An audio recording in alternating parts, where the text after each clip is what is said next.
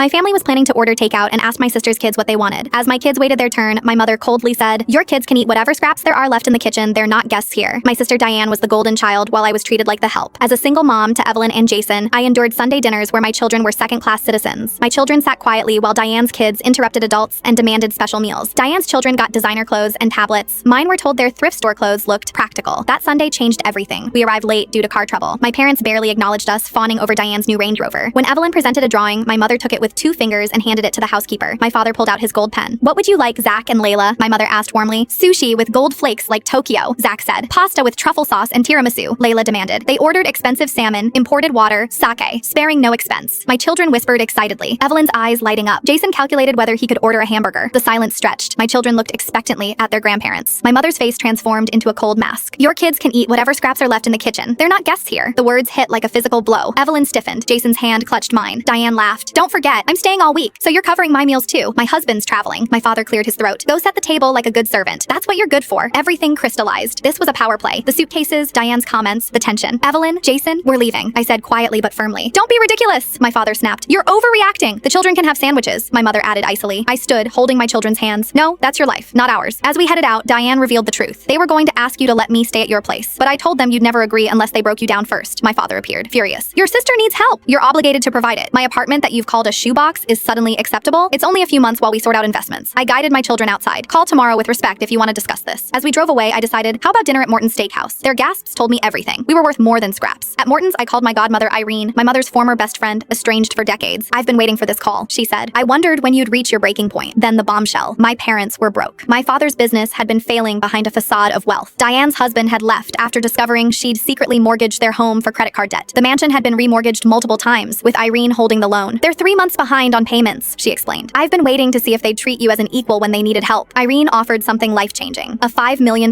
trust for my children and power over my family's financial future. The next morning, my entire family showed up, disheveled, desperate. My father tried pushing past me, but I stood firm. Inside, Irene sat with her attorney. Legal documents told the story. My parents' empire was collapsing, Diane faced foreclosure, and I now held their lifeline. "This is a family matter," my father protested. "I gained that right when you mortgaged your property to me," Irene replied. The truth emerged. Years of failed investments, secret debts, maintaining appearances while hemorrhaging money. They'd planned to manipulate me into housing Diane indefinitely. "We were going to compensate you," my father insisted. "By telling my children to eat scraps?" I set my terms. "Diane can stay 2 weeks while finding housing. You'll treat my home and children with respect. After that, I'll help you find affordable housing. Accept these boundaries or leave." My father was rendered speechless. 6 months later, writing from my new home purchased with Irene's help, the transformation is remarkable. My children play in the backyard, no longer accepting less. My parents downsized to a condo. Diane found an apartment and took her first job. The toxic dynamics slowly healed through therapy. Most importantly, my children learned what I wish I'd known. You teach people how to treat you.